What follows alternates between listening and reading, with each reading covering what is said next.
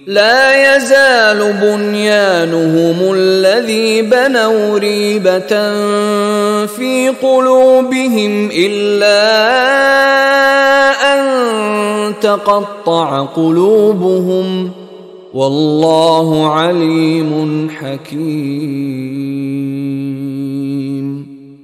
لا يزال بنيانهم الذي بنوا ريبة في قلوبهم، یہ عمارت جو انہوں نے بنائی ہے، یعنی یہ جو بھی منافقت کی عمارت انہوں نے تعمیر کی ہے، تانا بانا بنا ہے، یہ عمارت جو انہوں نے بنائی ہے اب رہے گی ان کے دلوں میں، شکوک و شبہات پیدا کیے رکھے گی، الا ان تقطع قلوبہم، الا یہ کہ ان کے دل کے ٹکڑے کر دیے جائیں.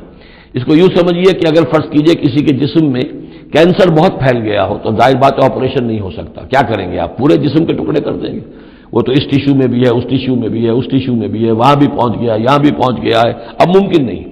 تو اسی طریقے سے ان کے دلوں کے اندر اس کی جڑیں اتنی گہری جا چکی ہیں منافقت کی کہ ان کے دلوں سے منافقت کی جڑیں نکل ہی نہیں سکتی الا یہ کہ دل کے ٹکڑے ٹکڑے کر دیے جائیں، دل ریشہ ریشہ کر دیا جائے تو آپ جڑیں نکال لیں، ورنہ اس کے بغیر ممکن نہیں ہے. یعنی اس درجے راسخ ہو چکے ہیں.